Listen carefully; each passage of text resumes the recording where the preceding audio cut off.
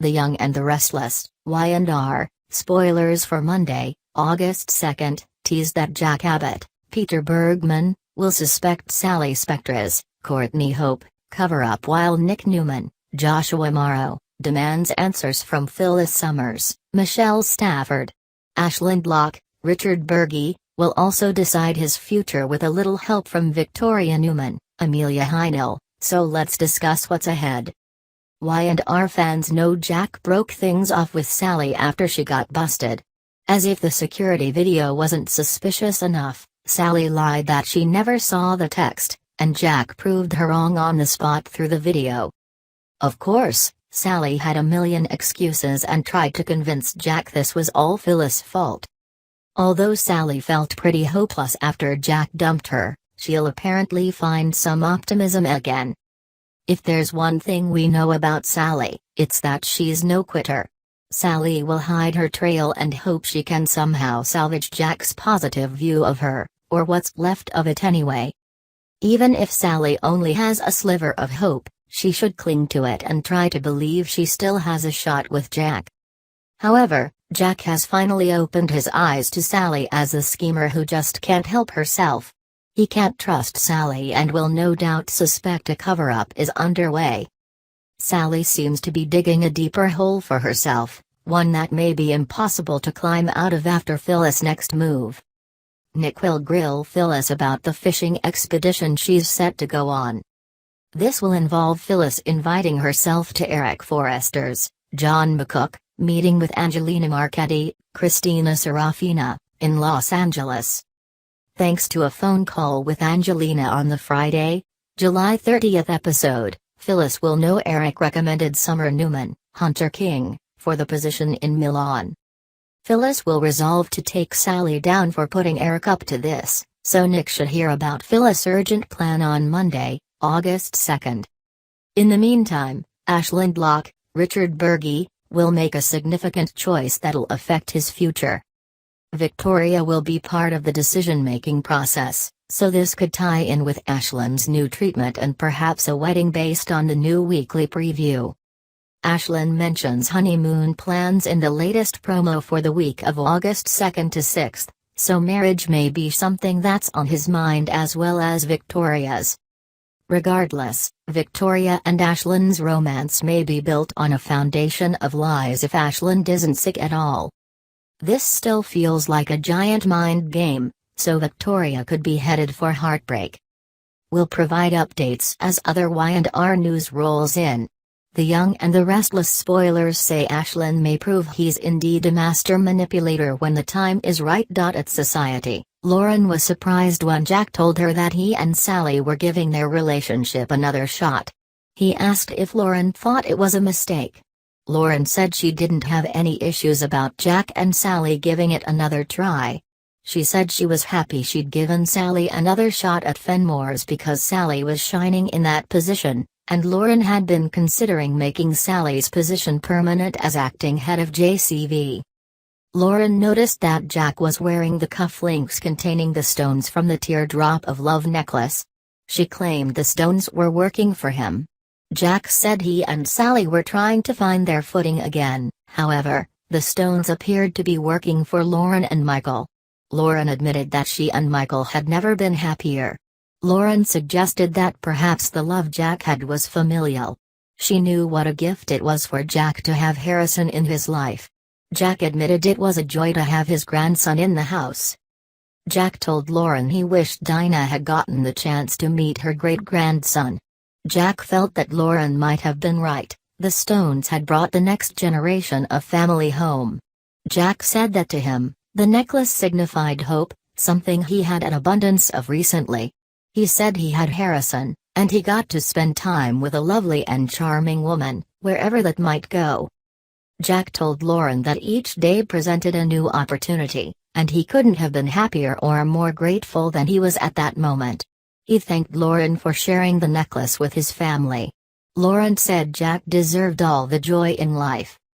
At the Grand Phoenix, Phyllis apologized to Sally about the overcharges on Sally's bill and said she would reprimand the person responsible. After Phyllis has sent Tara the text message from Sally, she deleted it from Sally's phone. Phyllis told Sally that all the charges had been deleted from her account, and it wouldn't happen again. Phyllis offered Sally a free day at the spa for the inconvenience. Sally claimed the offer was a little too nice. Phyllis offered Sally some training sessions instead. Phyllis said the super hot trainer still had a crush on Sally. Sally thanked Phyllis, but she didn't think Jack would be too happy about that. Phyllis said that if Sally changed her mind about a facial or massage to let her know. Sally said that Phyllis owed her one, and she left. Alone, Phyllis muttered that she definitely owed Sally one, and she would make good on that. At the Abbotts, Tara read Sally's text message. It upset her. Kyle asked Tara to tell him what had happened with Ashland's visit. Tara said she'd pleaded with Ashland, but it had been futile. She said that when Jack had arrived, Ashland had eased off, but she'd seen the fury in Ashland's eyes. She felt the situation had turned into a ticking time bomb. Kyle asked if Tara was going to allow Ashland to talk to Harrison alone. Tara said Ashland would never be reasonable, and she'd decided that she wanted to tell Harrison with Kyle by her side. She wanted to be proactive because she didn't know what Ashland would do next. Kyle told Tara that Sharon, as a professional therapist, had the right idea. Tara and Ashland needed to tell Harrison together, since it would be the most important conversation they would have with him. Tara agreed and said she was grateful she had Kyle to talk things through with. Kyle asked if there was something else bothering her because she seemed anxious. Tara told Kyle her whole life had been turned upside down, and there was no end in sight. She said Ashland had found out about their affair, then the divorce, the custody arrangements, and discovering that Ashland was dying. She said she'd uprooted her and Harrison's lives, and she'd tried to deal the best she could with the situation. Kyle said he and Tara would make sure things would be good for Harrison. Tara claimed she needed some alone time, and she left. When Jack returned home, he asked Kyle what was wrong when he noticed Kyle appeared unsettled. Kyle said he'd had a conversation with Phyllis, who believed Tara was somehow involved in Summer's abrupt decision to leave town. Phyllis was adamant that Tara had orchestrated Summer's exit. Jack said he didn't know why Phyllis had to stick her nose in other people's business. Jack asked Kyle if he thought Phyllis was looking to blame someone and had picked Tara as her target. Jack said he'd asked Phyllis to back off, but she wouldn't drop it, not with Tara or Sally. Kyle said Phyllis had linked Tara with Sally, and she'd felt they were co-conspirators. Jack asked if Kyle was buying into Phyllis' theory. Kyle admitted Phyllis had him wondering if Tara was up to something, but with everything Tara had been dealing with, Kyle felt it was ridiculous. Kyle and Jack agreed that Tara wasn't capable of being that devious. Kyle told Jack that Sally might have plotted something. He said Summer had suddenly left town, and Sally had gotten the job she coveted since her arrival in Genoa City. Jack asked if Phyllis had given Kyle any evidence to support her suspicions. Kyle said Phyllis was working on finding some. Jack reminded Kyle that Summer had recommended Sally for her job. Jack admitted that Sally had done some questionable things in the past, but he believed Sally was trying to change. Kyle stated that trying wasn't necessarily succeeding. Kyle knew Jack didn't want to hear it, but he reminded Jack that Jack had been down that road with Sally before, and he didn't want to see Jack get hurt again. Jack assured Kyle he had his eyes wide open. He informed Kyle that he and Sally were going to have dinner later that evening. Kyle said Jack knew how he felt about Sally. In the park, Nate told Elena he wanted to take her out for some very expensive champagne.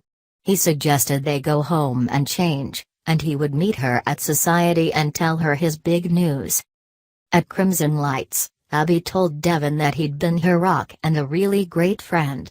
Abby said Mariah hadn't returned home and that she was as worried as she'd been previously. Abby said she'd received a couple of text messages from Mariah, and one had stated she would be home for her next doctor's appointment. Devin was surprised that Mariah hadn't returned yet. Abby felt the same, and she hoped Mariah meant it when she'd said she would return soon and that she would be in a good place. Abby told Devon she wanted Mariah's homecoming to be everything Mariah needed it to be. She claimed there wouldn't be any hovering, nagging, or pressure on Mariah.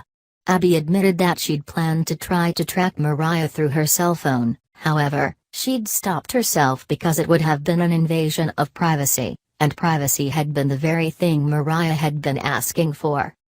Abby asked Devon to stop her if he saw that Abby was being overprotective. She didn't want to drive Mariah away again. Devon said that since they were all aware of that dynamic, he was certain that things would be fine. Abby wanted assurance from Devon that she hadn't been pressuring him. Devon said he hadn't been pressured, and he'd known what he'd been getting into when he'd started the journey with Abby. He was still happy to be on it, no matter how unpredictable it became. He was happy he could be there for Abby while Chance was away. Abby told Devon she thought Chance would have been home at that point, helping to decorate the nursery and pick out names. Devon said it would happen soon enough and he was there to lean on if Abby needed someone. He reminded her that she had a lot of friends and family that would do anything for her. Abby wanted Devon to update her on his life because she wanted to live vicariously through him. Devon said his life was pretty good. Work was great, and he loved that Moses was staying with him. However, his main source of happiness was from Amanda. He said Amanda was special, and they had become closer. Amanda's family had put her through a lot of emotional stress, but she'd stayed strong. Abby told Devon that Amanda was exactly what Devon needed. He thought it had been crazy how Amanda had come into his life, with Colin using Amanda to try to steal his money. Abby claimed Devon and Amanda had needed to get past their animosity to realize they had something special. Abby asked how Amanda felt about him being involved with baby Chancellor. Devon stated that Amanda had been supportive since the beginning, and she'd given him her opinion about the contract. Devon asked Abby if Stitch was supportive. Abby claimed Stitch was thrilled for her. They'd had a love for each other in the past, but they had moved on. She said she was happy Stitch was moving back to Genoa City. She explained that Stitch had been offered a job as chief of surgery at Memorial. She said she might remind Stitch of the good times they'd had, but there was nothing more than that between them. Abby told Devon that Stitch had been a happy distraction for her, and he'd given her a lot more support than she'd expected. Abby said she and Stitch had had some painful moments in the past, but she was happy he was moving back to Genoa City. She felt it might be the start of a new chapter in his life.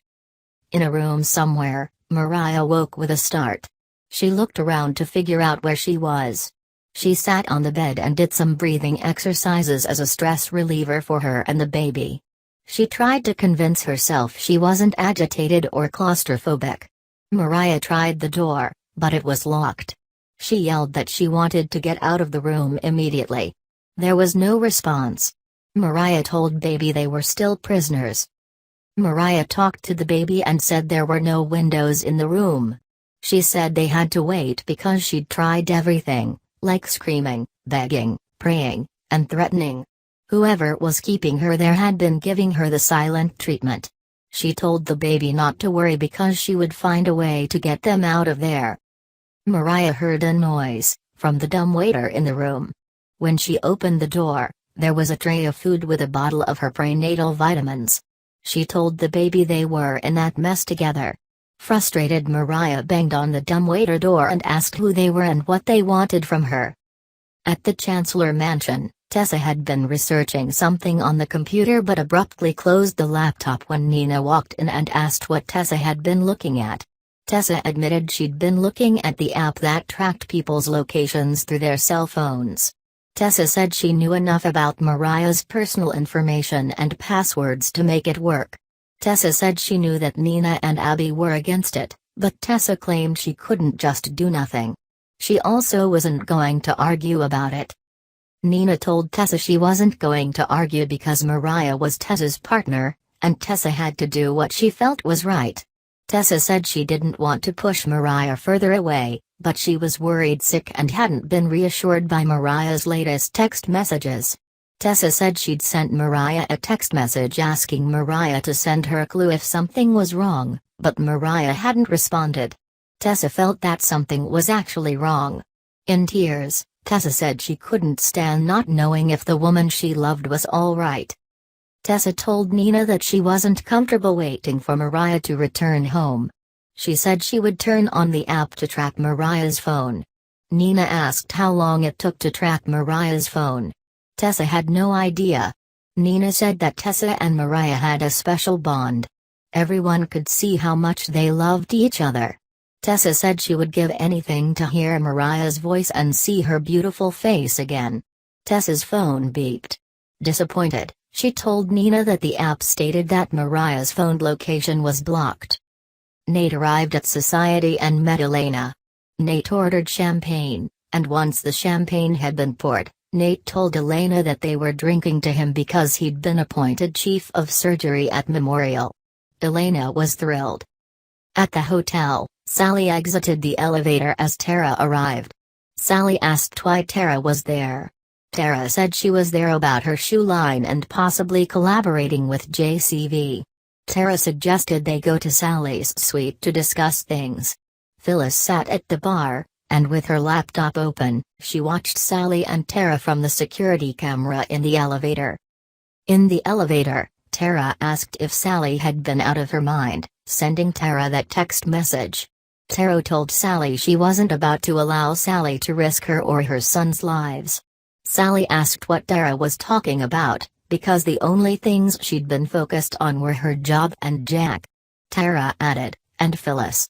Tara asked Sally what had prompted Sally to send an incriminating text message to her phone. Tara said anyone who saw the text message would have proof of their collusion. Phyllis watched Tara and Sally on the elevator, and she commented that one was irritated and the other confused.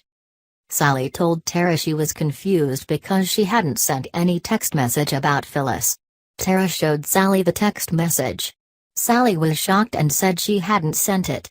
She showed Tara there was no record of that message sent from her phone.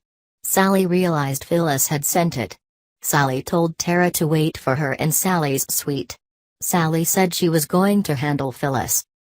Sally exited the elevator and asked Phyllis what was wrong with her. She accused Phyllis of not having any ethical boundaries. Phyllis said she was confused. She thought they had sorted out Sally's bill. Sally claimed that Phyllis had distracted her with the bogus bill so she could steal Sally's phone to send that crazy text message. Phyllis asked why she would send a text message from Sally's phone when her phone worked fine. Phyllis asked what was on the text message that had Sally so upset. Sally said that Phyllis believed she was smarter and more devious than Sally, but Phyllis was making a big mistake underestimating her. Phyllis claimed she would never underestimate Sally, however, Phyllis was curious why Sally was so upset. Sally wanted Phyllis' phone, but Phyllis asked what would happen if she had sent a text message and why Sally was so scared. Sally claimed she wasn't scared. Sally told Phyllis that what Phyllis had done had been an invasion of privacy, and Sally claimed she could press charges for theft. Phyllis asked what she'd stolen. Sally claimed Phyllis had impersonated her, and that was identity theft. Phyllis smiled and said that something on that text message really had Sally freaked out, and she was curious what it could have been that had made Sally so agitated. Phyllis said the way Sally was acting was on the next level. Sally claimed Phyllis knew nothing about Sally on any level. Phyllis told Sally she believed she knew Sally. Phyllis claimed that someone had pushed Sally's buttons. She said Sally and Tara needed to come clean and tell her what they had done to Summer. At home, Kyle and Jack simultaneously received a video from Phyllis. It was the video of Sally and Tara in the elevator and Tara showing Sally something on her phone. Jack and Kyle wondered what that had been about. Kyle said he hated having to question Tara. Jack said the video raised enough questions to warrant a conversation. Jack hoped they were jumping to conclusions, but whatever was going on, they needed answers. Victoria, at home with Ashland, expressed concern after he suffered an anxiety attack, and she questioned whether he regretted having agreed to the merger. Ashland insisted that merging his company with Newman Enterprises had been the most exciting thing he'd ever done without experiencing a single regret. Victoria reminded Ashland that he'd blamed his attacks on having given up things that were important to him. Ashland said he'd been referring to his marriage, his son, and his cancer diagnosis that would steal not only his life, but also the legacy he'd hoped to create by passing his business down to his son after teaching him how to run it.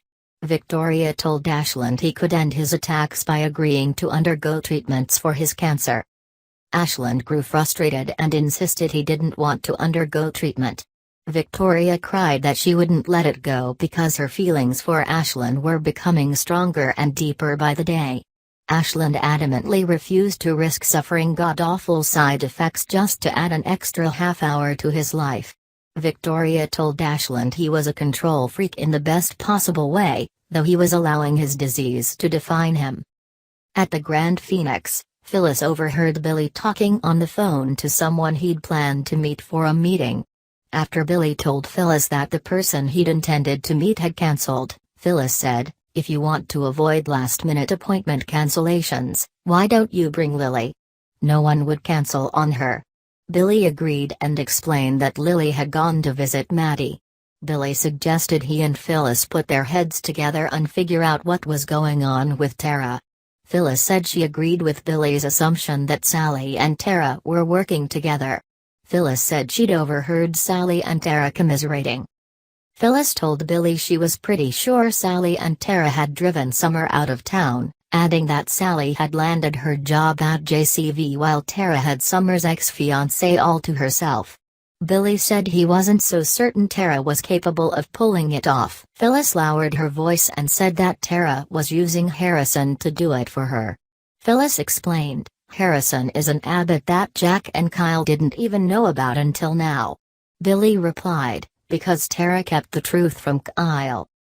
Phyllis said that though it had been hard to accept, she was certain Sally and Tara had indeed worked together.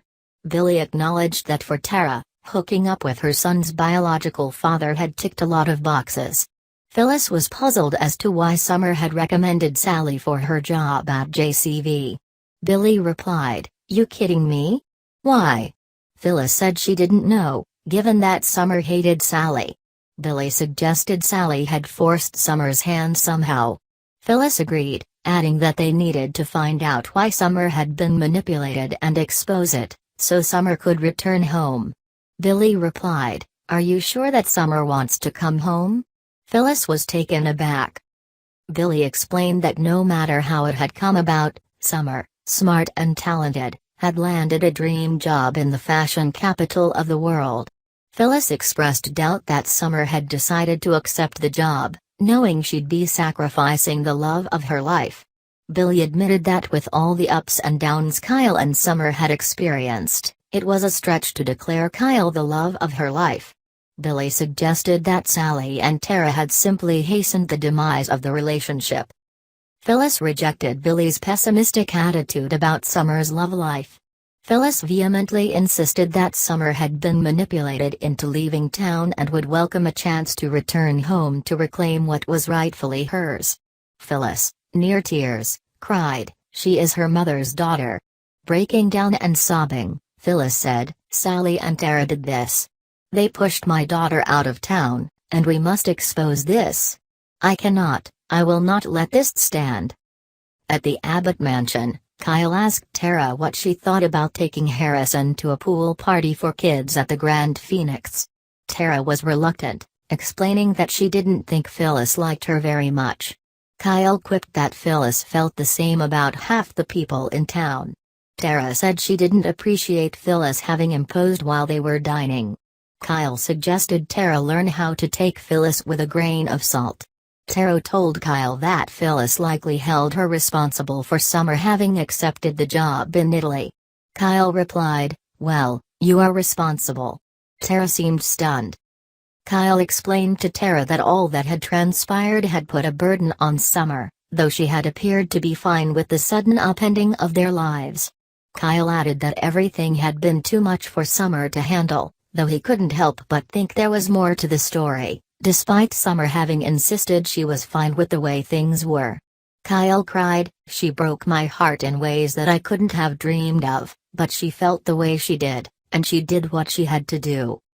Tara claimed she hadn't meant to force Kyle to open up about a personal matter, so he shouldn't feel obligated to make her feel better about it. Kyle said he felt as though it was his job to make everything okay for them all, including Harrison. Kyle offered to request that Sharon Rosales visit with Harrison. Kyle explained that Sharon, a therapist, could counsel them about how to approach Harrison regarding Ashlyn's illness. Tara told Kyle that he amazed her by always considering what could make things better for their son. At Crimson Lights, Sharon poured lemonade for Faith and Moses. Faith was excited about seeing the musical duo Tiggerlily perform at the New Hope charity concert. Sharon said she believed Adam should be back from Minnesota before the concert. Faith, confused, replied, "You mean Ray?" Sharon hadn't realized she'd stated the wrong name and claimed she was really anxious for Ray to return home. Flustered, Sharon asked Faith to tend the coffee shop while she stepped out. After Faith asked her mom where she was going, Sharon simply said, "Errands." After Sharon abruptly left, Faith became anxious about her sudden role as the chief barista and entreated Moses to taste her variety of brews. After a while, Moses complained that too much caffeine had made his hands jittery and had left him feeling that his life was flashing before his eyes. Faith asked Moses about his plans for a career. Moses said he'd decided, based on discussions with Devon, that a career in music might be worth checking out, though he'd not yet had time to talk about it much with Nate. Moses and Faith's discussion was interrupted when Nate entered and ordered an espresso. While Faith prepared the coffee, Nate sat down with Moses and suggested he think long and hard about whether he wanted to go into medicine and consider what he'd be giving up. Faith interjected, "Moses should do the thing that makes him the happiest, right?" Nate, hesitant to press the issue, replied, "Of course." After Sharon arrived at the Abbott mansion, Kyle said he assumed she'd seen the video of Ashlyn and Harrison at the park. Sharon said she had. Kyle said he and Tara agreed they should determine how much access Ashlyn should have to Harrison and how to best discuss Ashlyn's illness. Sharon said she was concerned about not discussing Ashlyn's illness, fearing that the boy might discern that sickness and death were unnatural or develop a fear of people with impairments or challenges. Sharon added that separating Harrison from Ashlyn might make the boy feel that his dad had abandoned him, causing Harrison to blame himself and wonder what he'd done wrong. Sharon suggested that Tara and Ashlyn together talk to Harrison in a loving, gentle, and truthful way. Tara seemed uneasy when Kyle eagerly agreed with Sharon. After Sharon left, Tara expressed concern to Kyle about Sharon's advice. Tara reminded Kyle that Ashlyn smashed anyone who got in his way. Kyle replied that approaching Ashlyn might lead to a compromise about Harrison, which was what Tara had been most concerned about. Tara mentioned Phyllis' mistrust of her and said she feared Kyle and Jack would judge her, too. Kyle told Tara he'd handle Phyllis, and he insisted that the stalemate with Ashlyn would have to end for Harrison's sake. Tara phoned Ashlyn and asked him to meet with her. Adam, from his office at Newman Media, spoke to Chelsea via video chat. Chelsea told Adam that Anita was facing a lengthy recovery. Chelsea smiled broadly when she reported that being with Connor had put Anita in a good mood. Adam asked about Connor and learned that Anita never missed an opportunity to brag about her brilliant grandson. Chelsea thanked Adam for allowing Connor to travel with her. Adam told Chelsea it was time to start thinking about bringing Connor back home. Sounding frustrated, Chelsea replied, "You want Connor home already? We just got here." Adam reminded Chelsea that Connor had lacrosse camp beginning soon and shouldn't be expected to upend his schedule. Chelsea explained that she and Anita had also planned excursions for Connor, including trips to a museum and to a zoo to see baby snow monkeys. Adam assured Chelsea he'd make up lost time with Connor after Anita recovered and Chelsea returned to Genoa City. Adam said he expected Connor to return with Ray in a day or two. After Adam explained that Connor had had enough time with his mother to assure him she was all right, Chelsea suddenly changed her demeanor and readily agreed that Adam was right. After the tense video chat with Chelsea concluded, Chloe entered Adam's office. Adam welcomed Chloe to her first day at Newman Media. Chloe admitted that never in her wildest nightmares could she have envisioned working for Adam. Chloe checked a chair for booby traps, joking that she couldn't help but wonder if Adam's job offer hadn't truly been an altruistic gesture. Chloe praised Adam for having allowed Chelsea to take Connor along for a visit. Adam said that Connor would be returning home in a couple of days. Chloe was surprised that Adam had decided to pull the plug so soon after allowing Chelsea to reconnect with Connor. Adam said he didn't owe Chloe an explanation and suggested she focus on work. Adam told Chloe he'd set up her office and was entrusting her with free rein to develop the fashion platform, including hiring her own team. Chloe asked Adam if he still approved of hiring Chelsea as promised. Adam assured Chelsea he hadn't changed his mind, noting that it would be good for Chelsea. Chloe replied, "You do? So you're not setting Chelsea up the same way you did with Connor, make a promise, then break it." Chloe couldn't contain her emotions and suggested that the new leaf Adam appeared to have turned over was just one big act or a hoax. Chloe threatened Adam, insisting she'd make sure the whole world knew the truth. Adam stood up and made a grand show, claiming that Chloe's job was a joke, and he ordered her to leave his office immediately. Chloe said, "You have not changed one damn bit." Chloe insisted Adam couldn't force her out because they had a contract that Michael had verified. Undaunted, Adam again told Chloe to leave and instructed her to take an envelope on his desk with her, explaining that it contained the key to her new office. Chloe was mystified, but Adam said he knew Chloe was just pushing his buttons to get a reaction. Chloe told Adam that his pretend anger had been very convincing. Adam said they needed to get their shared angst out of the way if they intended to work together. Adam reiterated his desire for Chloe to bring Chelsea on board when the time was right. Adam explained that if one day Chloe could manage to see him in a new light, anyone could. In a contrite manner, Chloe said it was time to get to work, though Adam shouldn't hold his breath about her coming around. After Sharon left the Abbott mansion, she stopped at the park and called Ray, but he didn't answer. Sharon left a message, telling Ray that she just needed to hear his voice and hoped he would soon return home. After Sharon hung up, Adam happened by, startling Sharon. Sharon recalled that during a recent conversation, Adam had turned the topic into a discussion about them and whether she preferred the good Adam or the bad Adam. Sharon insisted she didn't feel pulled towards either side of Adam. Sharon added, "Right now what I feel pulled toward is Ray, who is going to coming home soon after being out of town looking after your ex of all people, so don't try to rope me into talking about our history. It's in the past." Adam seemed intrigued by Sharon's statement after she abruptly walked away without having given him a chance to respond. After Sharon returned to the coffee house, Faith noted that her mother had seemed a little off before she'd left. Sharon said she'd been missing Ray, adding that he couldn't get home soon enough as far as she was concerned. Sharon quickly retreated to the storeroom, reeling after her interaction with Adam in the park. After Adam returned to his office, he seemed lost in thought and pretended to be busy with work when Chloe entered unexpectedly to say she'd sent him some ideas to look over. At Society, Nate met with Victoria. Nate said he'd been surprised to get Victoria's call and asked if everything was okay. Victoria said she wanted to pick Nate's brain on behalf of a friend. Nate said he'd help if he could. While Victoria was talking to Nate, Billy entered the restaurant. Victoria told Nate that her friend had been diagnosed with small cell lung carcinoma and until just recently had been resistant to take treatments. Nate said he knew who Victoria was talking about. Victoria replied, "No names." Nate told Victoria that Billy had made almost identical inquiries about the same person.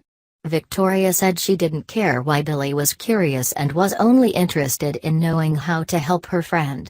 Billy covertly listened nearby. Nate explained that even with treatments, There was a low probability of success that would yield only a short amount of extended life. Victoria asked about the possibility of newer drugs and experimental treatments. Nate agreed to confer with colleagues in the oncology field to see what might be offered.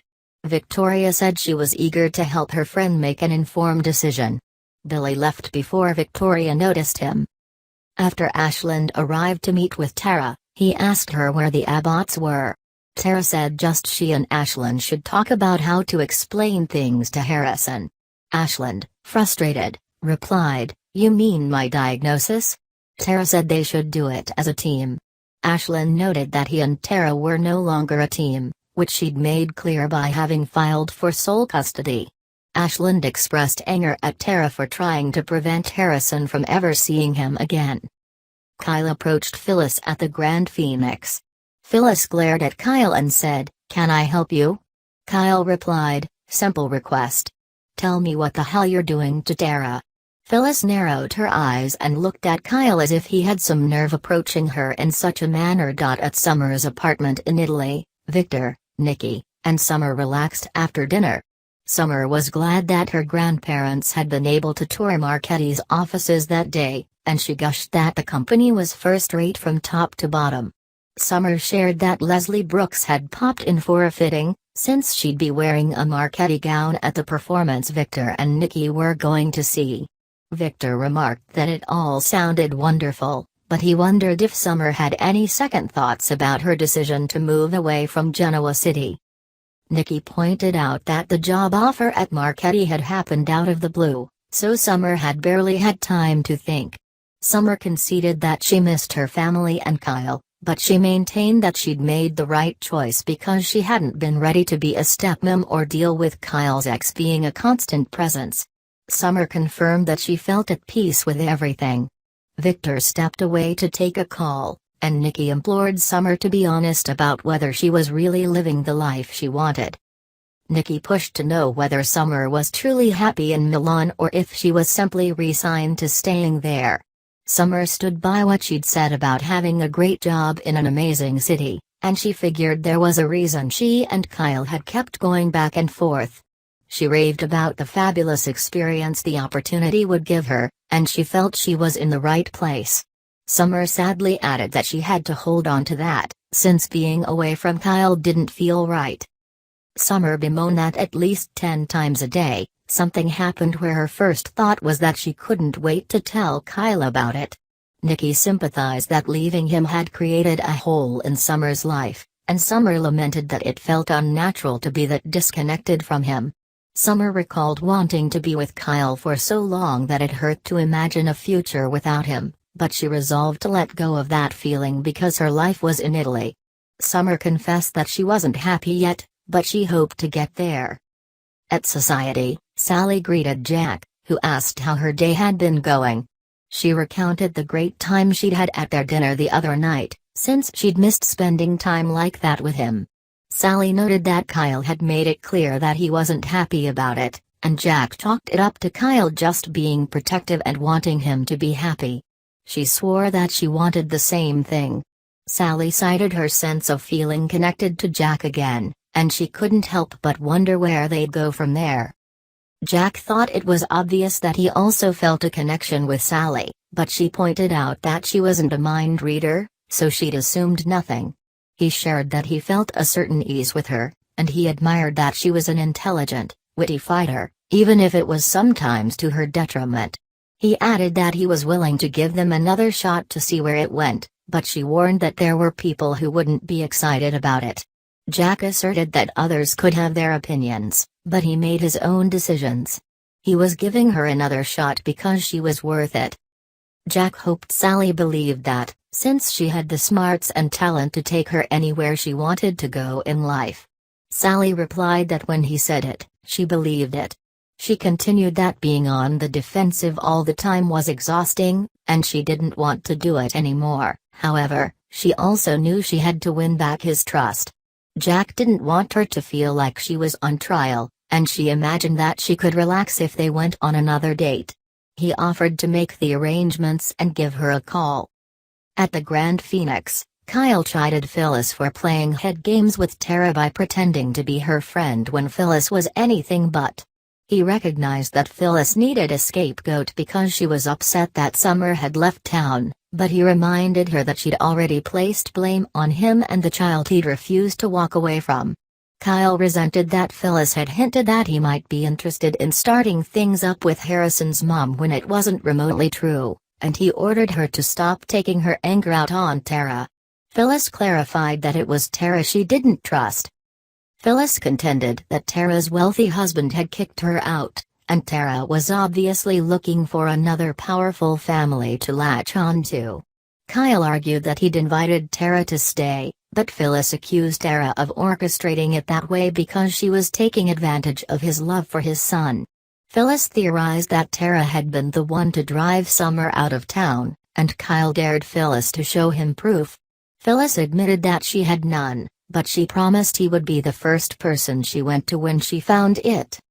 Phyllis was convinced that Tara had been the reason Summer had felt the need to break off her engagement and fly off to the other side of the ocean, but Kyle questioned whether Summer had said that or if Phyllis was twisting things. Phyllis became choked up as she reasoned that she knew her daughter better than anyone, and she knew Summer had been forced into it. Phyllis added that Summer didn't want her to uncover the truth, but she was determined to do it, anyway. Kyle refused to believe that Tara had manipulated Summer into leaving. Phyllis implored him to look back at the conversations he'd had with Summer when he'd decided to move Tara and Harrison into the Abbott house while he and Summer had been planning their wedding. Kyle retorted that he'd spent weeks going over the things he could have missed or done wrong to explain what had happened, and he'd even blamed Sally. Phyllis exclaimed that he was spot on about Sally, and she argued that it wasn't a coincidence that both Tara and Sally had benefited from Summer's departure. Kyle countered that Tara and Sally barely knew one another, but Phyllis cautioned that it was just what Tara wanted him to think. Kyle recognized that Phyllis would prefer that Tara pack up and go back to New York, but he intended to be a reliable presence in Harrison's life. He begged Phyllis to stop taking her emotions out on Tara and spreading nonsense about how Tara was plotting with Sally, since Tara was going through enough. Phyllis guessed that Kyle couldn't see what Tara was doing because he was blinded by his love for his son, and she advised him not to accept what Tara said as the truth. Kyle flatly stated that the bottom line was that it had been Summer's choice to leave him, and he stalked out. At the Abbott mansion, Tara swore that she'd never keep Ashland and Harrison from seeing one another, since it wouldn't be fair to her son. Ashland scoffed at the idea that her pursuing sole custody was fair, but Tara asserted that she'd summoned him there to talk about how to break the news about his illness to Harrison. She shared that she'd spoken to a therapist, who'd urged them to be honest and not to treat Ashland's diagnosis like it was something scary to be hidden away. Tara continued that death was part of life, and Harrison was old enough to grasp the concept, but they had to use language he'd understand and remind him that he had a family who loved and supported him.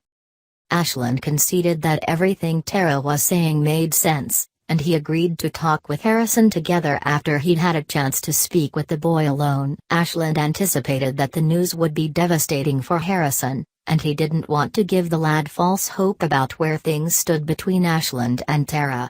Tara doubted Harrison would even think about that, and she was adamant about following Sharon's recommendation to talk to Harrison together. Ashland argued that it was their decision and his illness, and he questioned why Tara was fighting him. She insisted that she was trying to do what was best for Harrison, but Ashland snapped that she was only thinking about herself. Ashland huffed that he wouldn't have been forced to explain his illness to Harrison if his private business hadn't been leaked to the press, and he had no doubt Tara had done it. Tara expected Ashland to tell Harrison terrible things about her, but Ashland bristled at the idea of wasting 1 second of the time he had left being vengeful by turning a son against his mother. He pointed out that he only had months with Harrison left, whereas she had decades. Tara suspected that he resented her for it. Ashland called Tara a master at turning things around and making everything about her. He accused her of not considering what was best for their son when she'd filed for sole custody, and he ordered her not to use Harrison to gain control of the situation. Tara barked that Ashland was the most controlling man she knew and that he'd raised vindictiveness to an art form. He countered that his prognosis had changed him, but she hadn't changed a bit, since she'd just traded one comfortable life for another. He hoped that one day, someone saw all the way through her and exposed her for the fraud she was. Tara turned the topic back to the matter at hand. Ashland groaned that he didn't have the desire or strength to continue, and he didn't want Harrison to pick up on the animosity between them. Jack walked in as Tara scoffed at the idea that she was always the problem. She informed Jack that they'd been discussing how to address Ashland's illness with Harrison, and Ashland pledged to figure out a way to talk about what was going on in a way that wouldn't frighten or confuse the boy. Ashland requested that Jack help convince Tara that Ashland needed to talk with his son alone, and he stormed out. Tara told Jack that Sharon had recommended that Tara and Ashland talk to Harrison together, but Ashland had other ideas. Tara wailed that she just wanted to do what was best for Harrison. Jack commended her priorities and reiterated that the Abbott family was there to help her. At the Grand Phoenix, Phyllis stared across the lobby at Sally, who was preoccupied with something on her phone. Phyllis picked up her own phone and called Sally, claiming that they needed to talk about something. Sally spotted Phyllis at the bar and doubted that her new best friend hadn't seen her sitting there. Phyllis joined Sally and claimed that a new employee might have erroneously charged Sally's room. Phyllis handed Sally an itemized statement and requested that she flag any charges that weren't hers. Sally questioned how many stars the hotel had, since it might be a few too many. Phyllis promised to make the situation right, and she set down her folder on top of Sally's phone on the table. Sally contemplated writing a scathing review about how she'd been cheated, and she began to cross charges off the list. Phyllis picked up her folder, covertly grabbing Sally's phone with it. Phyllis returned to the bar and sent a text message to Tara from Sally's phone, saying they had a problem because Phyllis had figured things out. Meanwhile, Tara received the message and cursed as Kyle returned home. He guessed that her talk with Ashland hadn't gone well, and she reported that her ex had been in rare form. She griped that Ashland wanted to break the news to Harrison alone, despite what Sharon had advised. Tara told Kyle not to worry, since she and Ashland would work it out somehow. Victoria was surprised when Billy stopped by to see her at home. He explained that he wanted to talk about how the kids were handling the situation with Ashland living there, and he reported that Johnny was feeling better and back at camp that day. Billy mentioned that he'd seen Victoria and Nate talking, and he assumed they'd been discussing Ashland's condition. Victoria revealed that she knew Billy had spoken to Nate about the same thing, and she demanded to know if he was planning another tasteless invasion of Ashland's privacy or if Billy was truly concerned about Ashland's condition. Billy indicated that the person he was concerned about was her. Billy explained that when he'd talked to Nate, he'd had no idea how close Victoria and Ashland had become. Billy defended that he'd decided not to publish what he'd learned, and he'd meant it when he'd said he was happy for her. Victoria shared that she had no idea how long Ashland had left, and Billy encouraged them to give one another as much joy as they possibly could.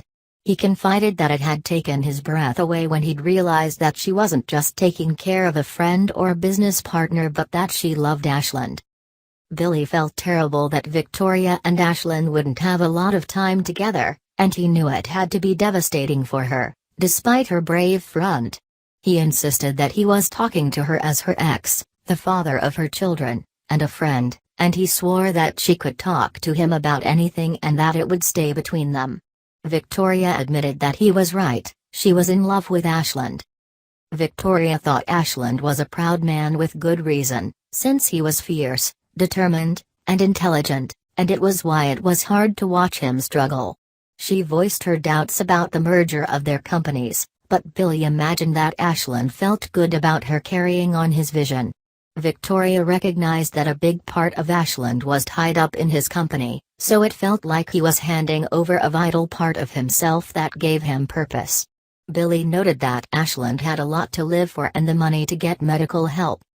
Victoria divulged that the side effects of treatment would be brutal, and it might add time to Ashland's life but wouldn't be a cure.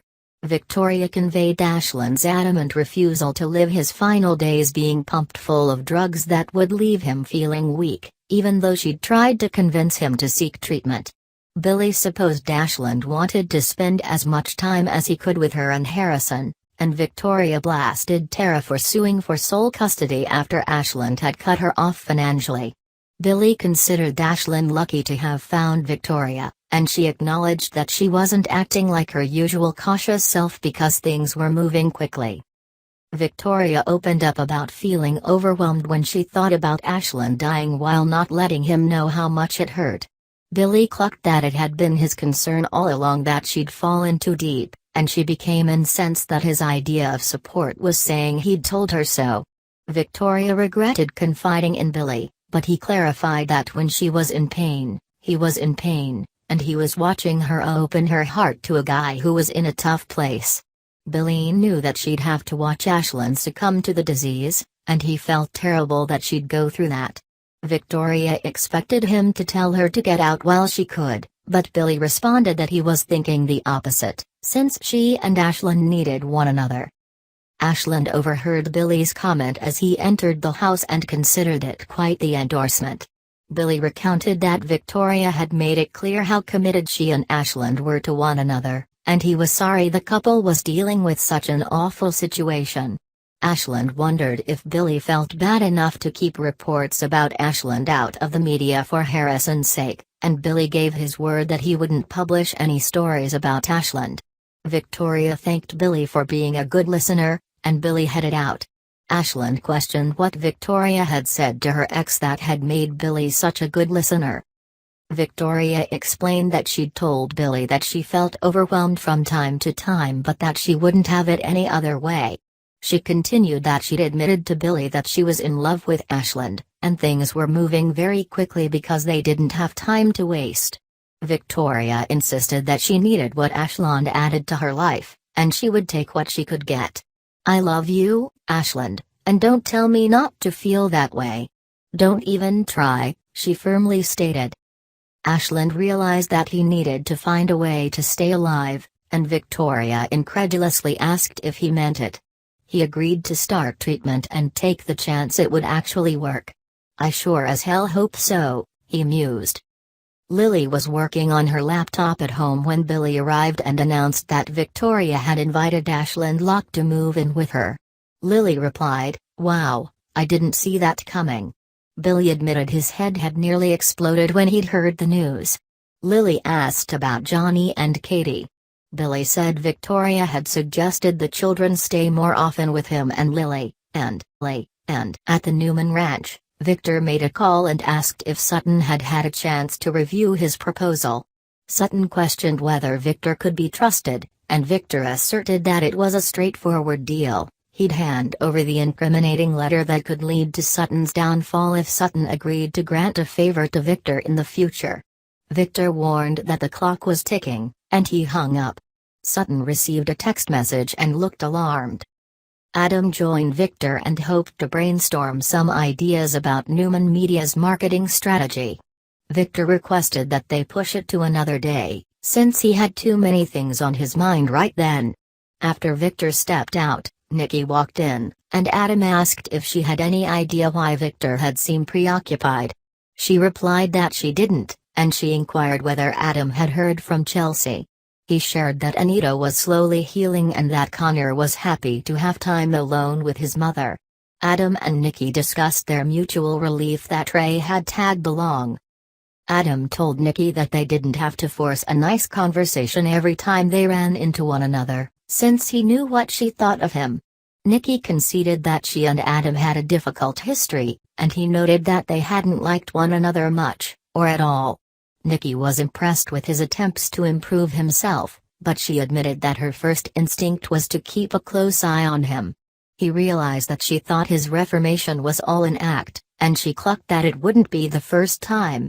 She observed that his desire to change seemed sincere, and she knew how difficult that was to accomplish, so she respected the effort he was making. Adam swore that he was trying every day to be a better man, loving father, and dedicated son, but a lot of it was uncharted territory for him.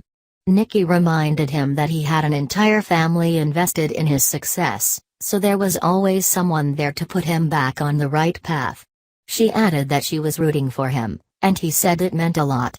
She cautioned that if he ever started to backslide or put any one of them in danger, he'd go back to being enemy number one. Adam claimed that he'd learned not to underestimate her, and she advised him to keep it that way. Later, Nikki informed Victor that Adam had left, and Victor remarked that it was just as well, since he had a lot of things to deal with. Nikki pushed to know what was going on, since he seemed distracted.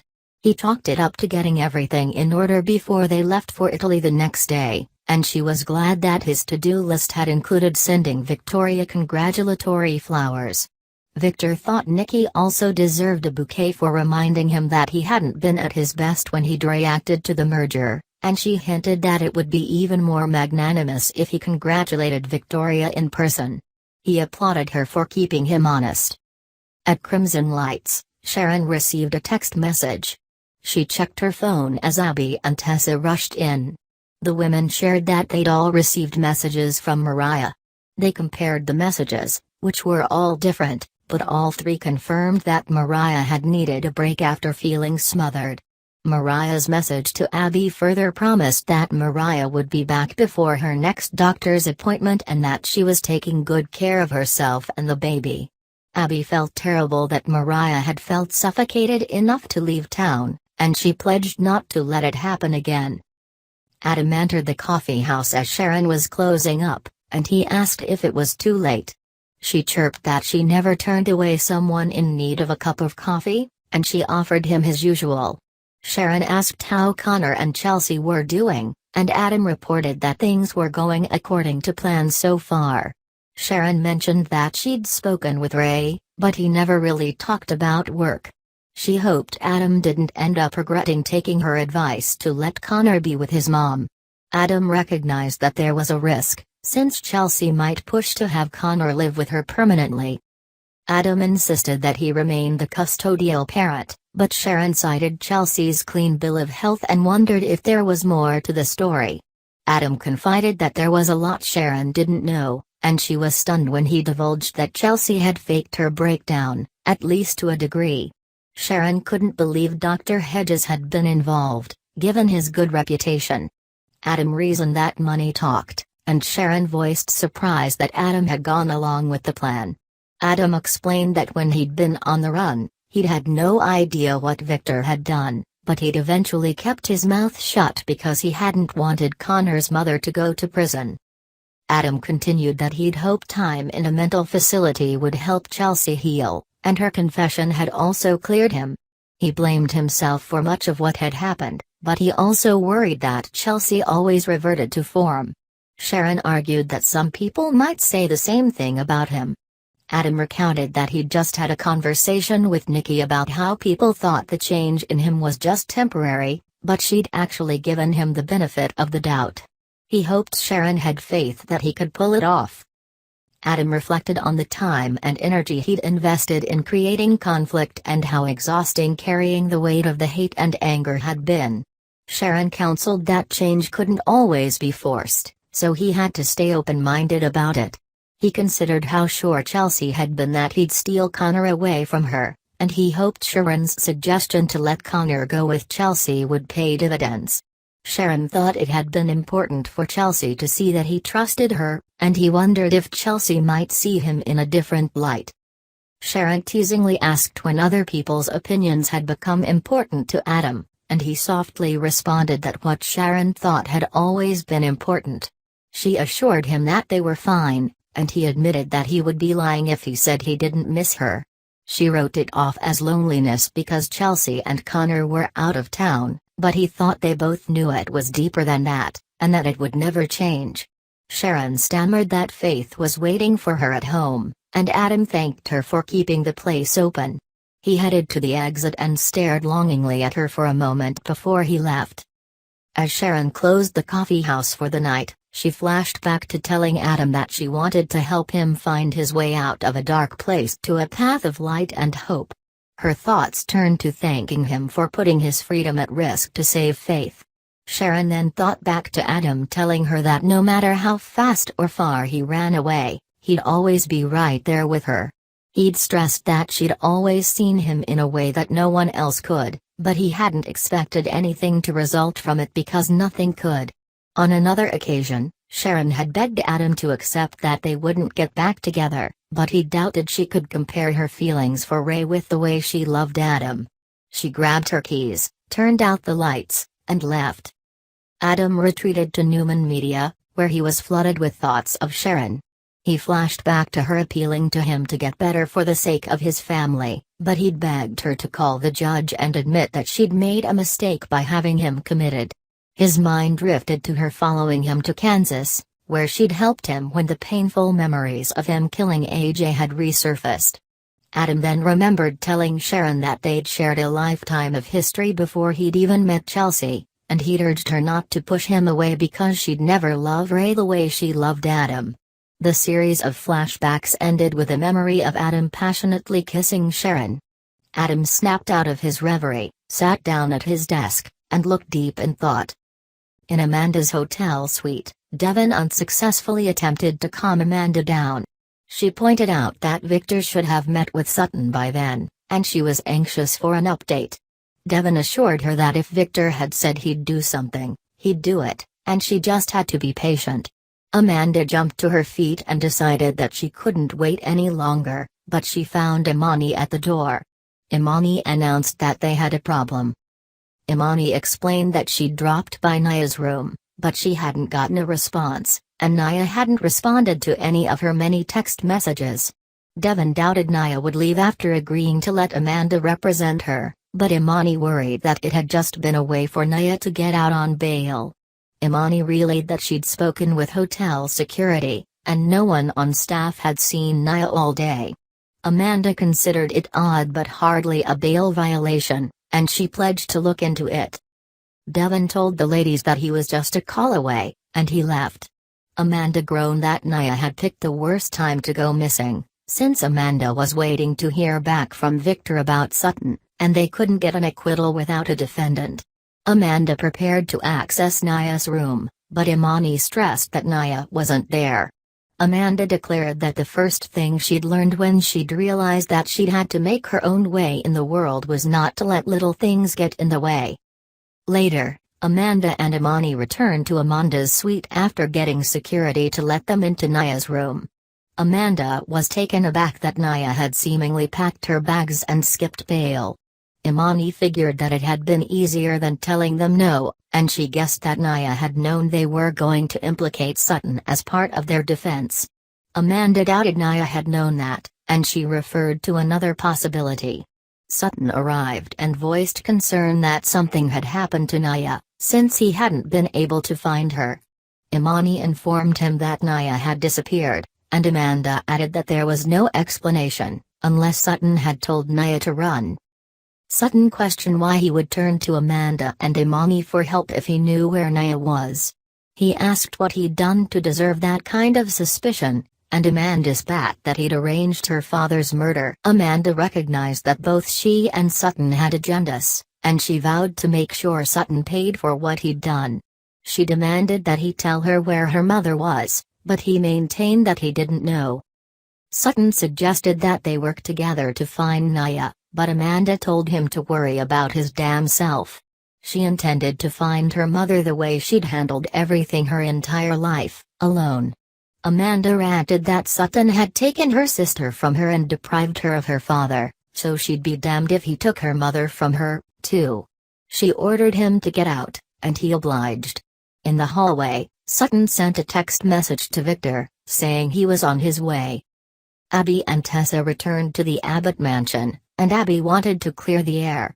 The women both blurted out that they were sorry, and Tessa insisted that the tension between them had been her fault. Abby swore that it had been hers, and Tessa insisted that they not argue. They agreed to forgive and forget, and Tessa expressed relief that a lowlife from her past hadn't put Mariah in jeopardy. Tessa wailed that she'd thought Mariah's mood swings had been a result of her pregnancy, but they'd been a reaction to Tessa. "And me," Abby lamented, chalking it up to a lesson learned. Tessa regretted that she hadn't known something had been wrong, even though she was closer to Mariah than anyone else. Abby felt that she knew Mariah pretty well, and she'd had no idea Mariah had been having such a hard time. Abby wished she hadn't micromanaged everything Mariah had done, and Tessa joked that it was much better to compete over who should take the blame than to blame one another. Abby promised that she'd stop making Mariah account for every moment, and Tessa decided that Mariah could make her herbal tea herself. Devon stopped by the mansion, and Abby and Tessa informed him that they were in a good place again, although they'd have to rethink things when Mariah returned home. Tessa hesitated to rain on any parades, but she still found it strange that Mariah hadn't called at least one of them. Abby theorized that Mariah was worried that she'd be tempted to return before she was ready if she heard their voices. Abby brightly resolved that Mariah wouldn't feel a bit of pressure once she got back. Devon prepared to go home to check on Amanda, and Tessa hoped everything was okay. Abby thanked Devon for talking her down and reminding her of what Chance would say in a stressful situation. Devon called Chance a good guy who loved Abby and put her first, and he encouraged her to hold on to her husband.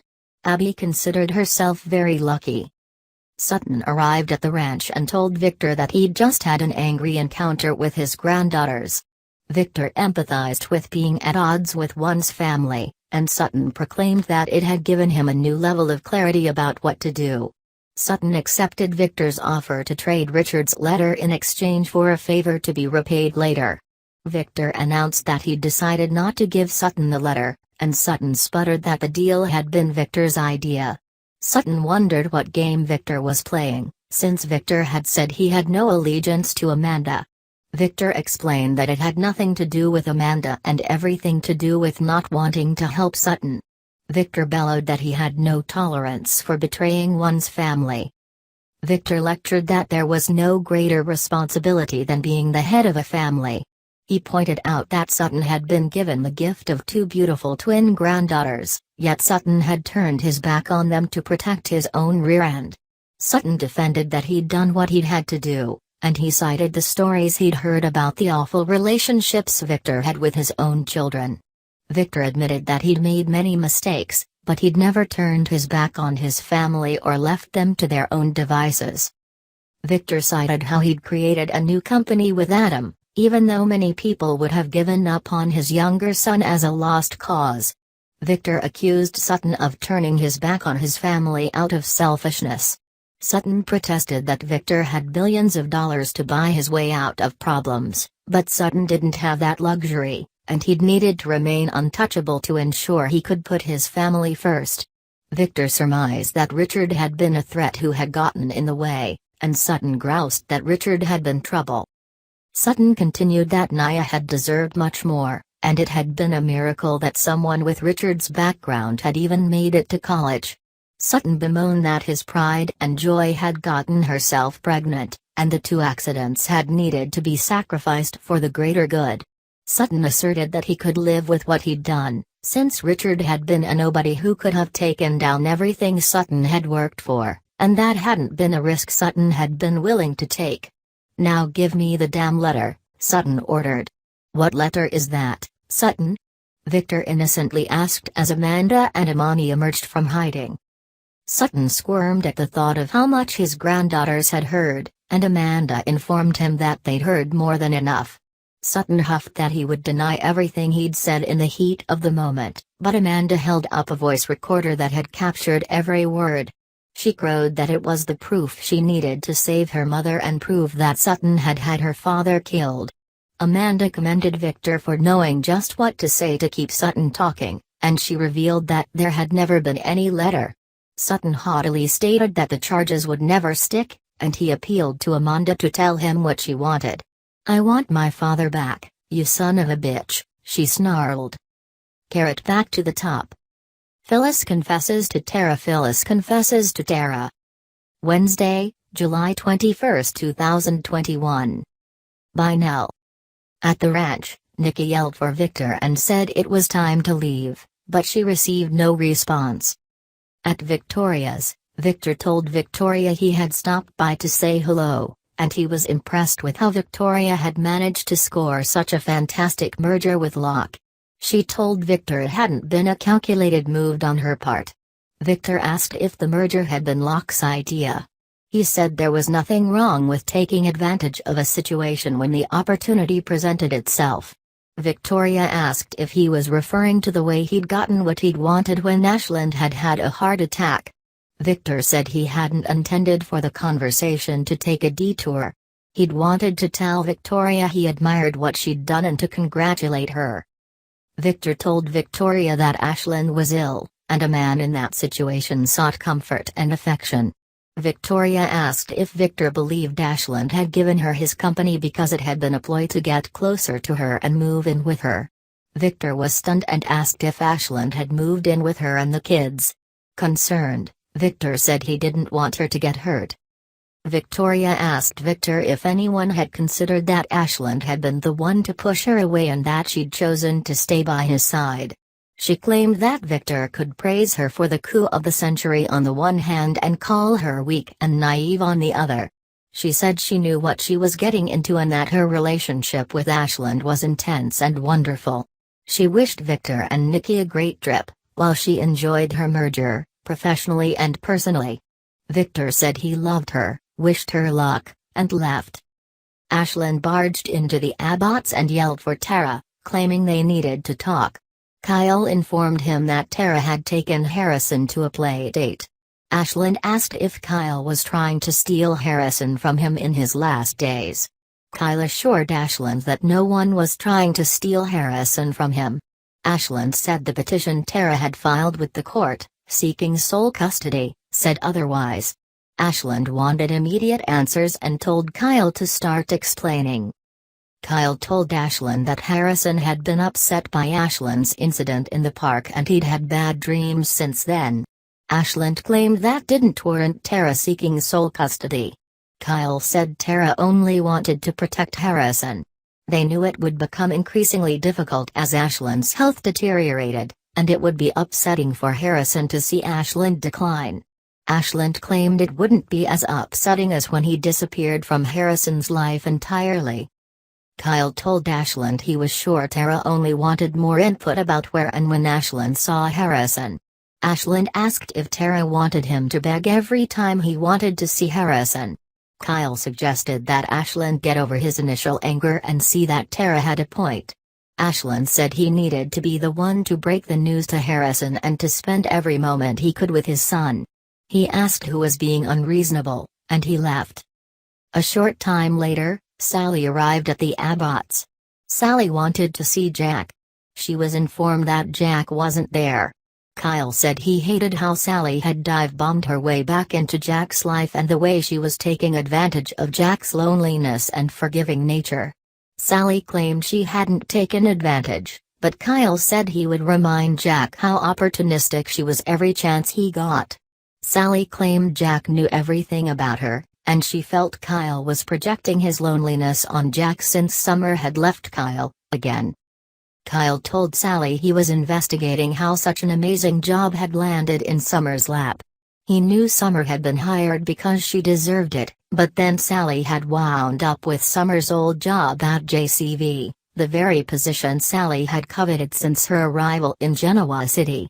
He felt it was suspicious that just before Summer had received the job offer, Sally had flown to Los Angeles, land of the fashion industry and the Foresters, the place she hated. Kyle asked Sally what the trip had been about. Sally told Kyle she'd gone to Los Angeles to visit some old friends. Kyle claimed that was unlikely.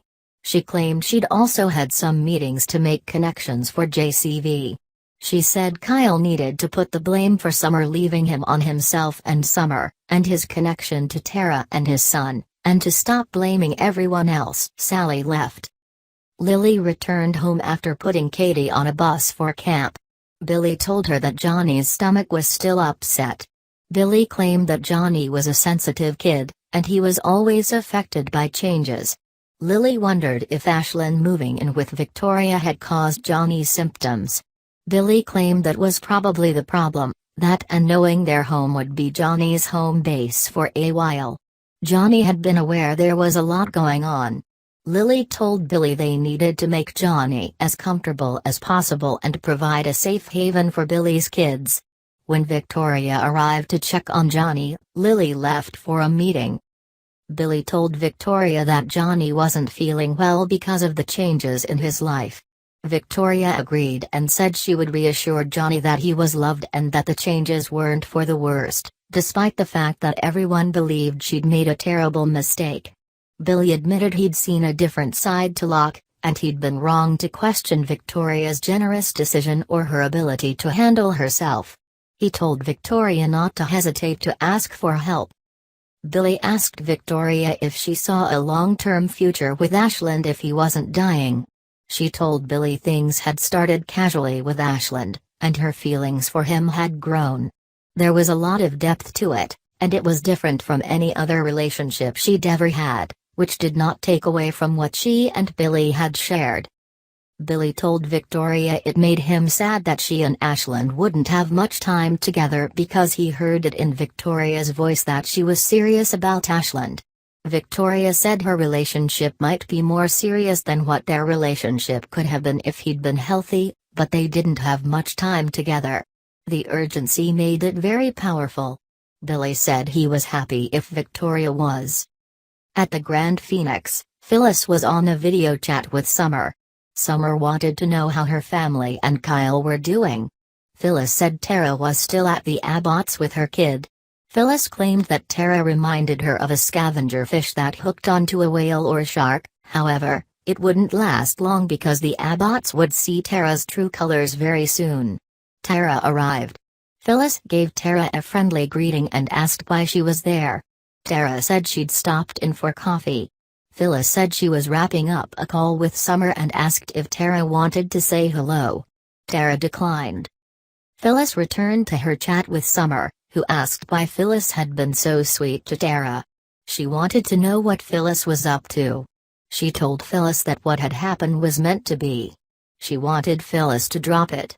Phyllis claimed trouble with her tablet and that she couldn't see or hear Summer anymore, but Summer knew Phyllis was lying. Phyllis disconnected the call and asked Crystal to fix her tablet. Phyllis approached Tara and apologized for what she'd said the previous day. Tara asked if Phyllis was referring to her accusation about trying to get sole custody of her son from a dying man. Phyllis stated she was concerned about everyone involved and how difficult it had to be for Tara to shield her son from a dying parent. She couldn't imagine what Tara was going through. Phyllis confessed to Tara that she'd pretended to befriend Tara. She explained that when she'd seen Tara get closer to the Abbotts, it had set off alarm bells because she was extremely protective of Jack and Kyle. She hadn't wanted them to be manipulated or taken advantage of. Tara claimed that wasn't what she was doing.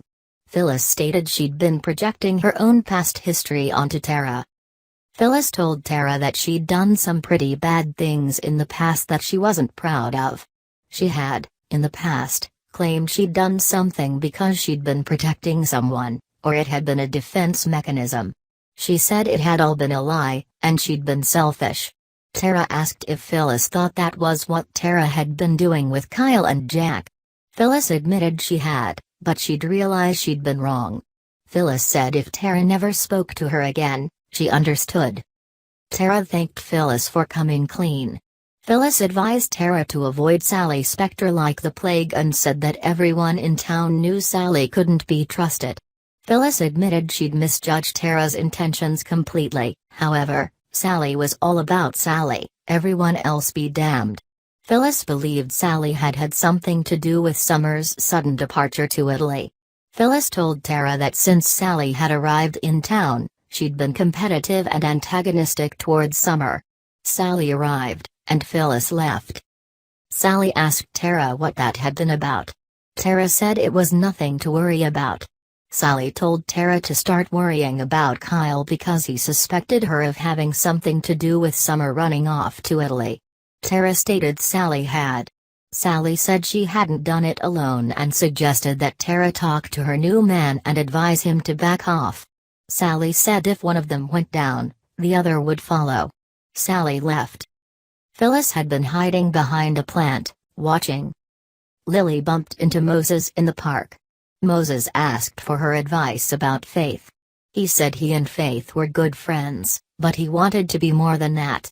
He liked that Faith was very open about what she'd been through. He said she was nice and smart, and she laughed at his jokes.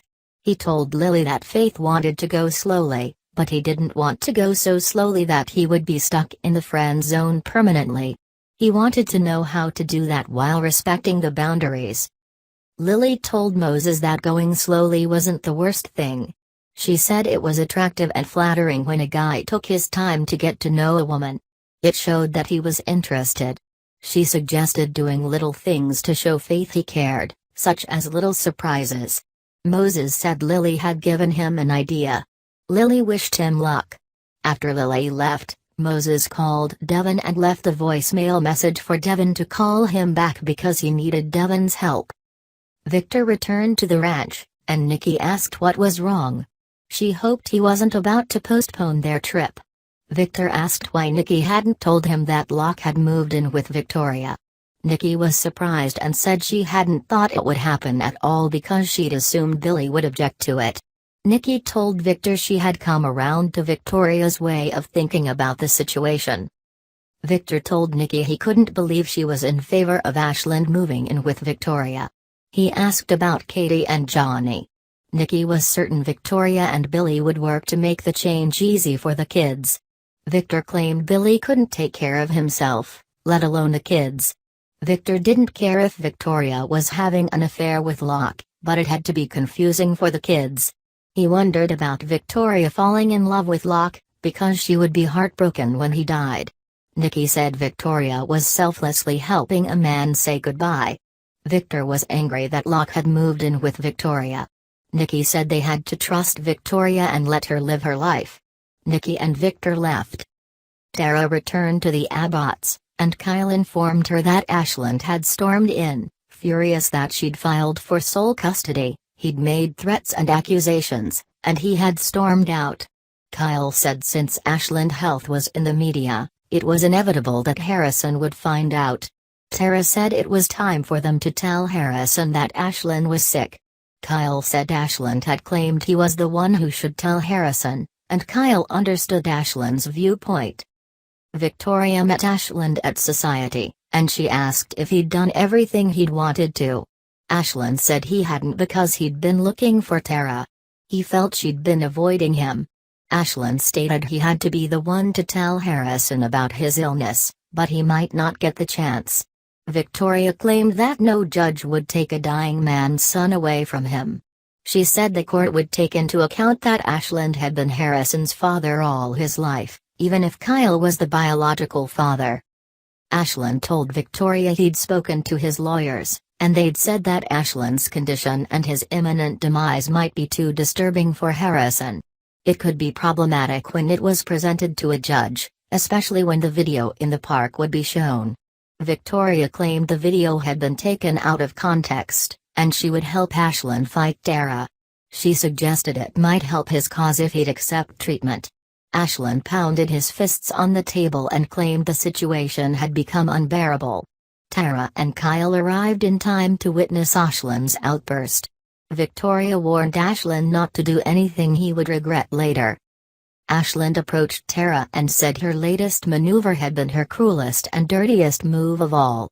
Tara claimed she was protecting Harrison and that Ashland hadn't seen the terror in Harrison's eyes after the incident at the park. She said if Ashland didn't think his condition was going to get worse, he was either in denial or a fool. Victoria stepped in and said Tara couldn't rip Harrison away from his father. Ashland was reminded that Kyle was the biological father. Ashland shouted that Kyle had no idea what Tara was doing. Ashland lost his breath. Tara asked if Ashland wanted to scar Harrison for life as he watched Ashland fight to breathe. Ashland said he wouldn't let Tara steal his son. He said it wasn't over, and he and Victoria left. Tara told Kyle that Ashland despised her, and it scared her to think what he would do next. Kyle said Ashland had simply lashed out.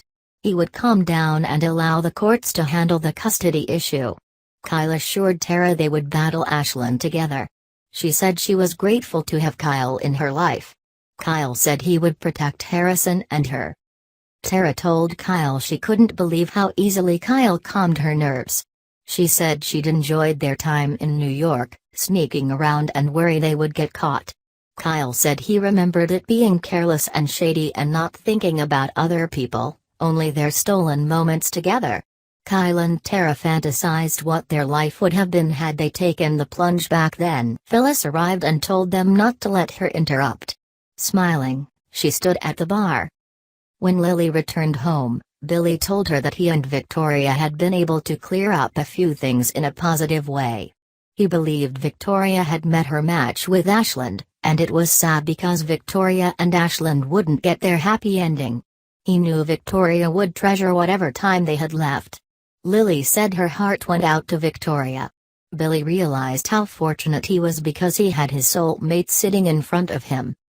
At home, Ashland told Victoria that he'd allowed Tara and her lawyers to get under his skin. He claimed that all his life, he had handled stress well, but these challenges all at once were starting to get to him. Victoria said everyone knew he wasn't at his best. Ashland stated he was happy they'd found each other. Victoria felt the same way, and they kissed. Carrot back to the top. Amanda sets the record straight with Michael. Amanda sets the record straight with Michael. Thursday, July 22, 2021. By Nell. At the Grand Phoenix, Amanda met with Michael and introduced Imani to him. Amanda told Michael she had a recording of Sutton Ames revealing that he'd been responsible for Richard Nee Allen's death, and she wanted to play their grandfather's recording for Michael. Michael realized that Imani was Amanda's sister. Amanda had represented Sutton until recently, and she had transitioned to representing her mother, Naya, who'd been trying to prevent her own father, Sutton Ames, from going to prison. Amanda told Michael that was the reason she'd been the head of Sutton's legal team and the reason she'd taken on Naya's case. They were the family she'd never known she'd had until recently.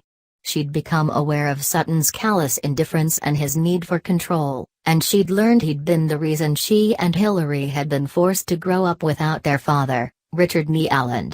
She said it was the end of all the secrets and lies. Amanda played the recording for Michael. She told Michael she knew it wasn't a confession and might not even be admissible in court, but it opened up the possibility that Naya wasn't guilty. Sutton had made it clear that he'd killed Richard for one reason, to make sure the story of his illegitimate grandchildren never came to light. Sutton cared more about his political reputation than he did his family.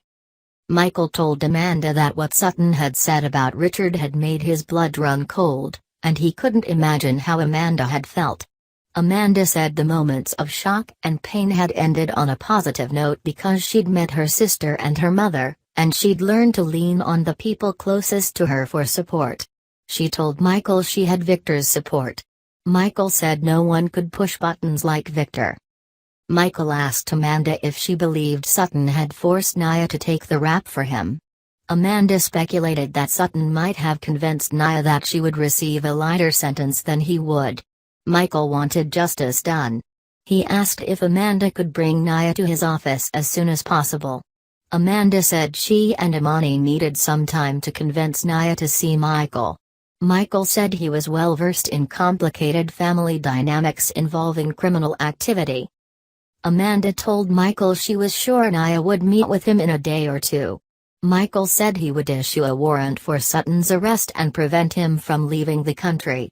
Michael said things would work more smoothly when Naya came clean.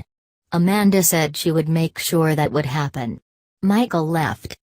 Tessa arrived at the Chancellor Mansion, and when she saw Abby's face, she asked if everything was all right. Abby claimed she hadn't been sleeping well, and she'd had a terrible dream. Abby described her dream about Mariah. Tessa said they were all exhausted and stressed since Mariah had been gone. It was no wonder they were having bad dreams. Abby felt it had been more than a bad dream. She said when she'd awoken, she'd had an epiphany. She said there was something seriously wrong with the whole Mariah situation. Nina stood in the background, listening. Tessa said Abby was freaking her out. She thought they had all agreed that once Mariah had sent the text messages, they could stop worrying why she'd been gone for so long. Abby, Tessa, and Nina all agreed that they hadn't stopped worrying. Abby told Tessa and Nina that she'd reread all the text messages Mariah had sent to her, and she asked if they recalled when Mariah had messaged that Abby's child hadn't given Mariah much grief yet. Abby asked when Mariah had ever referred to the baby as your child. Tessa said it had always been our child or our baby. Nina felt they were reading a lot into a turn of phrase, and it could have been Mariah's way of backing off a little. Tessa admitted something was off. Abby and Tessa speculated that perhaps Mariah regretted being a surrogate. Stitch arrived, and after Abby provided him with an explanation, he understood why everyone was so disconcerted. Nina said that from what she'd seen, Mariah had been thrilled to carry the baby for Abby and Chance, but she didn't think it was good for them to be feeding off each other's words. Abby said they might be jumping to conclusions. Things appeared right, but they weren't. Stitch agreed that the language of the text message was odd, and it implied that Mariah was suddenly disconnected from the baby. Abby suggested that perhaps surrogacy was too much for Mariah. Stitch told Abby and Tessa that it was tempting to overanalyze things, but there was probably no reason to be worried. Tessa said if Mariah was in trouble, Tessa hoped Mariah would reach out to her. Abby claimed people didn't always know how to do that when they felt emotional or overwhelmed. Abby claimed she wasn't saying something had happened to Mariah. She only wished they could talk to her and ask how she felt. However, if Mariah was struggling, Tessa would go and help her. Tessa really wanted to do that, but Mariah wasn't taking Tessa's calls. Stitch suggested they try to find her location from her text messages with a specialized app. Stitch offered to look into it. Tessa and Abby readily agreed and said it would give them some peace of mind. Nina told them to hold on. Mariah had said she would return before her next doctor's appointment, set for the following week, and she'd said she didn't want to be smothered. Nina thought Mariah would resent them if they didn't give her the space she obviously needed. Nina asked if they all agreed to wait for Mariah's next text message and then take things from there. Stitch told Abby and Tessa that he was heading back to Iowa, but he'd decided to take the job at Memorial as chief of surgery. He said he would be moving back to Genoa City. Abby was thrilled for him. Stitch said he'd be away a few days, long enough to pack and check in on Max. He said he didn't want to uproot Max, and he would visit him often, as it wasn't a long drive. Abby offered her help in making his transition an easy one. Stitch told Abby he needed to find a place to live. Abby offered to contact her realtor and have some showings set up when he returned. Stitch said there were a couple of furnished places he wanted to check out before he left for Iowa. He asked Abby to check them out with him. Abby agreed, and she and Stitch left. Tessa read through Mariah's text messages again. Tessa told Nina that the text messages didn't read like something Mariah would have written. Tessa wondered if they should have taken Stitch up on his offer to help find Mariah. Nina said that as much as she wanted to give Mariah her space, Nina was only the grandmother, and Tessa was talking about the woman she loved. It had to be Tessa's call. Alone and worried, Tessa sent Mariah another text message: "If something's wrong and you don't know how to tell us, or can't, send me a clue. Something I'd understand. Please." Nate arrived at Crimson Lights and asked Faith if she'd seen Elena. Faith said Elena had been there, but she'd had to leave. Nate received a text message from Elena explaining she'd been called into work at the last minute. Faith asked if they'd had a date. Nate said they'd wanted to spend some time together.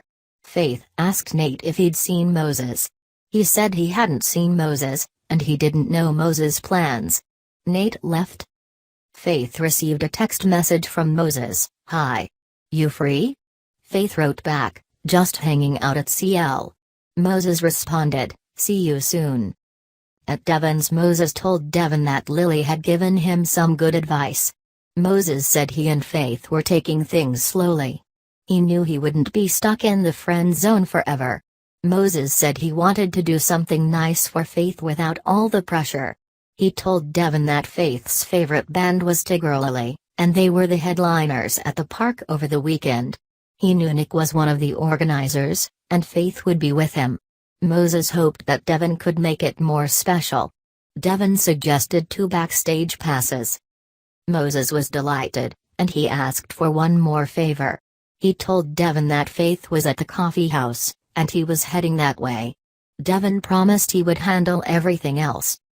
In Amanda's suite, Imani apologized for freaking out when Michael had asked to see Naya. Imani said that Amanda had handled it perfectly. Amanda said Naya hadn't responded to her text message. Imani said she hadn't heard from Naya or Naya's father. Amanda stated that they needed to find Naya before the authorities realized she was missing, and before Sutton found and manipulated her. Imani told Amanda she couldn't believe what her grandfather had done. She couldn't believe how it had all played out, or how Sutton had convinced their mother, who was fragile to begin with, to take the fall for him and sacrifice her future. Imani said she'd had an incredible childhood that had been filled with love and support, but no one had made her feel as special as Sutton had. He'd been her biggest cheerleader. Imani told Amanda that Sutton expected perfection from everyone around him, and if anyone disappointed him, he would cut them down with just a look. Sutton demanded loyalty. He was controlling and self-serving, and his career had always come first.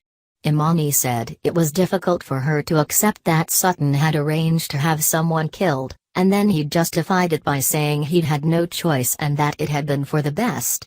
Imani said when she'd heard those words, it had made it all real. Imani told Amanda she didn't know what her next step was, but she knew that part of her life was over. She said even if Sutton figured out a way to save himself, which he could, Imani couldn't keep working for him. She didn't want her name associated with his ever again. Amanda assured Imani that she wouldn't rest until Sutton paid for what he'd done. She believed that Imani would wind up on her feet. Imani agreed, but it was a question of where she would land. Amanda said she might be able to help. Amanda told Imani she'd been thinking about starting her own law firm, the Sinclair firm. However, Sinclair and Benedict had a nice ring to it. Amanda said once Imani took her bar exam and received her license, they could be partners. Emotional, Amanda said they'd come so far, and then she and Imani laughed because Amanda had become emotional over a job offer. Amanda felt they would make a really good team. Imani agreed, but she wanted to think it over before providing Amanda with an answer. Amanda told her to take the time she needed. Moses met Faith at the coffee house. He said he wanted to eat before they went out. Faith was about to make him a sandwich, but she was gobsmacked when she saw Tiggerlily at the counter, talking to Devon. Moses asked if she wanted an introduction. Faith was very excited. Faith told Tiggerlily that she'd discovered them when she'd gone through a rough time recently, and their words had spoken to her. Faith asked if they would take a photo with her so she could prove that the moment had actually happened. They agreed. Moses took the photo with Faith's phone. Tiggerlily said they would be performing at the park on the weekend, and they invited Faith and Moses to be their backstage guests. Faith was over the moon. Tiggerlily gave them a preview of one of their new songs called Dig Yourself. Once the song ended, Devon and Tiggerlily left. Faith told Moses she was in awe because she'd gotten to meet Tiggerlily, and she couldn't believe they had backstage passes for the show. Faith suddenly realized that Moses had set the whole thing up. Faith was very appreciative of what Moses had done. In the park, Stitch asked Abby if she thought he'd been too impulsive. She said he could have searched for a week, and he wouldn't have found such a gorgeous apartment. Stitch said he had to familiarize himself with the neighborhood and the best places for takeout. Abby suggested that Stitch could eat at Society a lot. Stitch joked that he knew the owner. He thought it was cool that Abby had gone from knowing the best restaurants to owning the best of the best. Stitch thanked Abby for helping him find a place to live and hoped he hadn't monopolized her day. Abby claimed apartment hunting had been fun for her. Abby said it had been the most normal she'd felt in a long time, and she was very grateful. Stitch said he had to leave, but he would drive Abby home. She thanked him and declined. She said she was enjoying the day and not dwelling on things she couldn't control. She said she'd take a ride-share home when she was ready to leave. Stitch said he would only be gone a few days. He hoped Abby would hear from Mariah. Abby asked him to let her know when he returned to town. Amanda and Imani met with Devon at Society. He wanted to know how things had gone with Michael. Amanda said Michael had responded exactly as she'd hoped after he'd heard the recording. Amanda said that as soon as Nia recanted her confession, Michael could push for an investigation into Sutton. Their only problem was that Nia had disappeared and hadn't responded to their text messages. Imani said it wasn't like Nia, and she hoped Nia would reach out soon. Devon asked Amanda and Imani if either of them had heard from Sutton since seeing him at Victor's. Amanda said they hadn't heard a peep from him. Imani said Sutton was off licking his wounds and planning a strategy to save himself. Amanda said Sutton was probably cursing the day she'd shown up on Nia's doorstep. He was probably blaming her for ruining his life. Devon said Sutton had ruined his own life when he decided that Richard was expendable and that his granddaughters didn't belong in the family. Imani said Sutton would never see things that way. Devon told Amanda and Imani that Sutton would fight back, and he would probably fight dirty. Amanda said she'd be ready. Devon invited Amanda and Imani back to his place to relax. Amanda and Imani agreed. Nate arrived and asked if everyone was doing okay. Amanda said they were for the moment. Nate stepped away to take a call. Imani watched dreamily as Nate walked off. When Devon wanted to place a takeout order, Imani said she might like to stay and eat there, while she stared at Nate. Amanda told Imani to stop it because Nate was dating Elena. Imani asked what harm there was in a little innocent flirting. She left to join Nate at the bar. She offered to buy Nate a drink and said she had an ulterior motive. She wanted some advice on a personal matter, Amanda. Devon told Amanda he'd ordered for 3, just in case, but Amanda said it didn't look like Imani was going to join them. Devon told her not to worry because Nate and Elena were in a good place, and Nate wouldn't jeopardize that.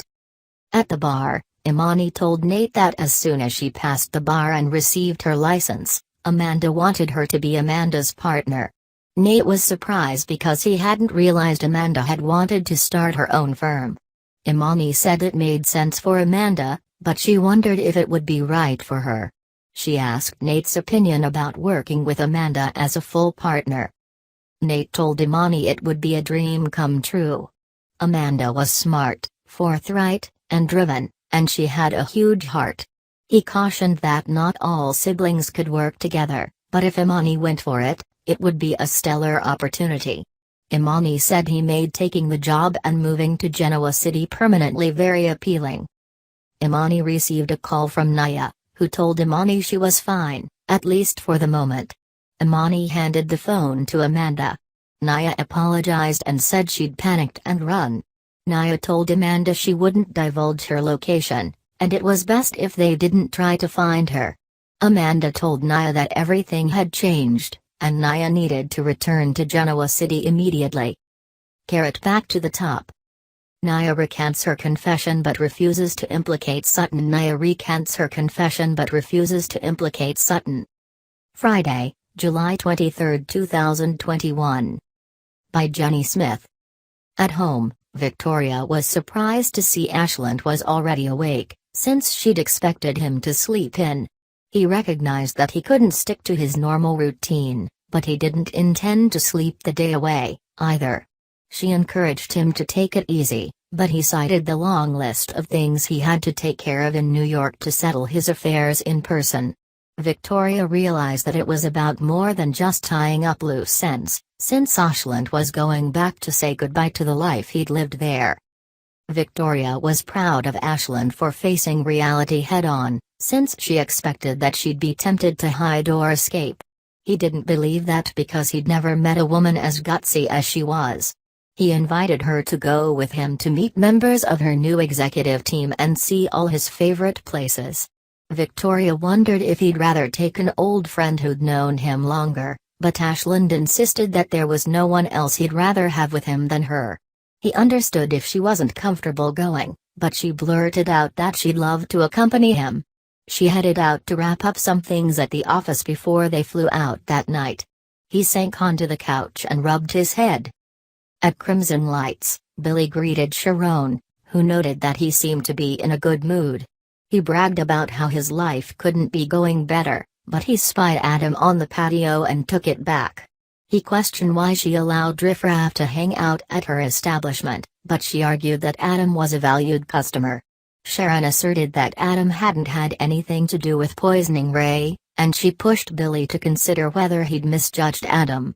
Billy pointed out that Chelsea had attacked Ray because Adam had driven her to madness, and he was surprised a professional like Sharon didn't see that. Sharon argued that as a trained professional, she'd seen a legitimate change in Adam that wasn't so different from the changes she'd seen in Billy. She questioned why Billy's mistakes were forgivable while Adam's weren't.